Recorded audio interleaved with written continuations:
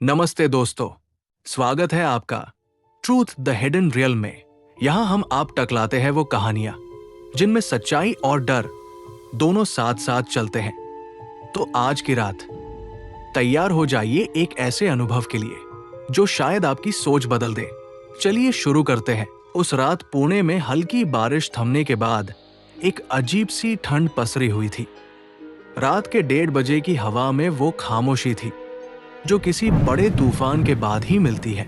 शहर का ट्रैफिक बहुत पहले शांत हो चुका था और अब सिर्फ स्ट्रीट लाइट्स की पीली रोशनी और कभी कभार गुजरती हवा ही होलकर ब्रिज को जिंदा रख रही थी। सुरेश, जो रोज की तरह अपना ऑटो लेकर देर रात तक चलाता था, काफी थका हुआ और उस समय घर जाने की सोच रहा था। उसके कपड़े बारिश की नमी से चिपके हुए थे और आंखों में थकान साफ झलक रही थी। वो पुल की शुरुआत के पास पहुंचा ही था कि अचानक उसे लगा जैसे किसी ने हाथ हिलाया हो। उसने ब्रेक लगाया।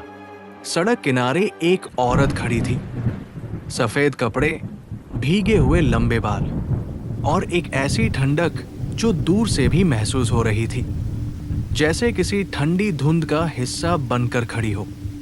वो स्वर जो उसने सुना हवा में घुलता हुआ सा था। रिवर साइड वाले एंड तक ड्रॉप कर दो, मेरे घर वाले मेरा इंतजार कर रहे हैं। सुरेश ने एक नजर उसके चेहरे पर डाली। चेहरा फीका था, आंखें बहुत शांत, इतनी शांत कि जैसे उनमें कोई भावना ही नहीं बची हो। उसके अंदर एक पल को बेचैनी उठी, पर रात के सन्नाटे में अकेली खड़ी एक महिला देखकर उसने हिम्मत जुटाई और कहा, बैठ जाइए। औरत ऑटो में बैठ गई, इतनी चुपचाप की सीट भी नहीं हिली। ऑटो चल पड़ा। पुल पर चढ़ते ही हवा का रुख बदल गया। हवा अचानक भारी लगने लगी। बारिश की बूंदें फिर से गिरने लगी और तेज हवा सीधे ऑटो के अंदर आने लगी। सुरेश ने हाथ बढ़ाकर ऑटो का साइड वाला प्लास्टिक फ्लैप नीचे खींचकर हुक में लगा दिया ताकि ठंडी हवा और बारिश अंदर न आए। इसी दौरान उसने शीशे में देखने की कोशिश की, पर रियर मिरर में पीछे की सीट साफ दिखाई दे रही थी।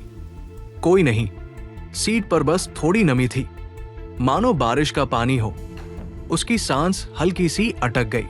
उसने खुद को समझाया, शायद लाइट का रिफ्लेक्शन होगा, पर भीतर उसका मन कुछ कह रहा था कि कुछ गलत है। ऑटो थोड़ा आगे बढ़ा ही था कि नदी के ऊपर से एक अजीब सी बदबू उठी, गीली मिट्टी, सड़ांध और कुछ ऐसा जो उसने पहले कभी महसूस नहीं किया था।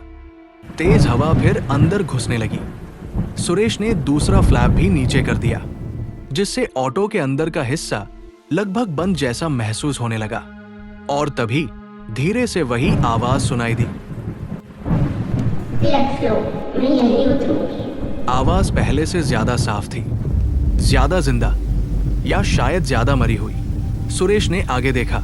लिफ्ट में सड़क नहीं थी, सिर्फ पुल की रेलिंग और उसके नीचे उफनती हुई अंधेरी नदी। उसने कांपती आवाज में कहा, यहाँ तो कुछ भी नहीं है। तभी अचानक ऑटो हल्का महसूस हुआ, जैसे कोई अभी अभी उतर कर गया हो। लेकिन कोई फ्लैप हिला नहीं, कोई हरकत नहीं हुई।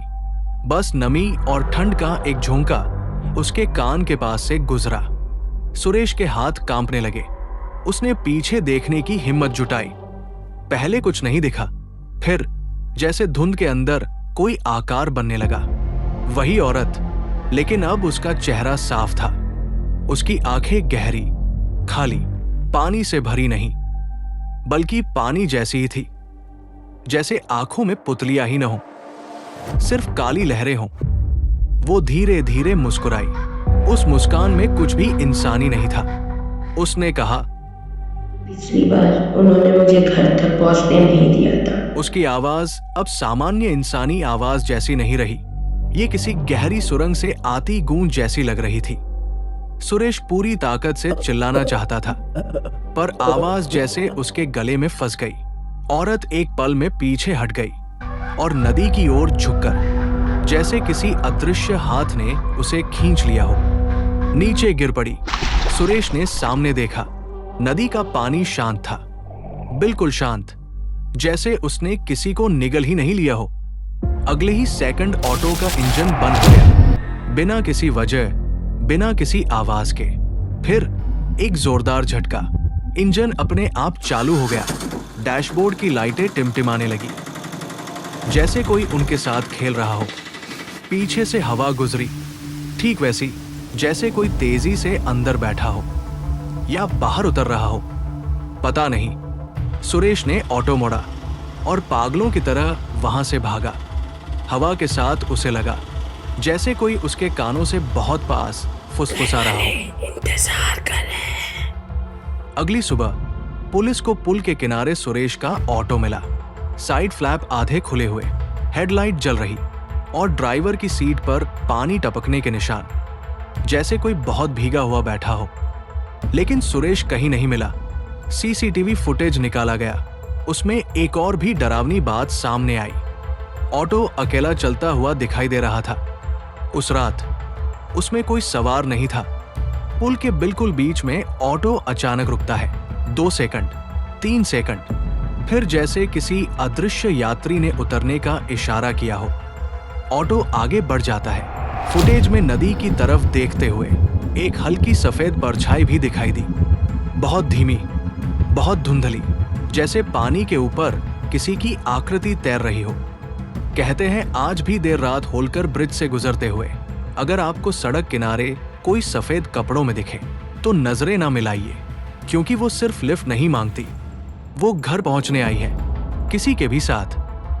कुछ रास्ते मंजिल तक नहीं ले जाते, कुछ रास्ते सिर्फ ये याद दिलाते हैं कि हर सफर में एक यात्री इंसान नहीं होता।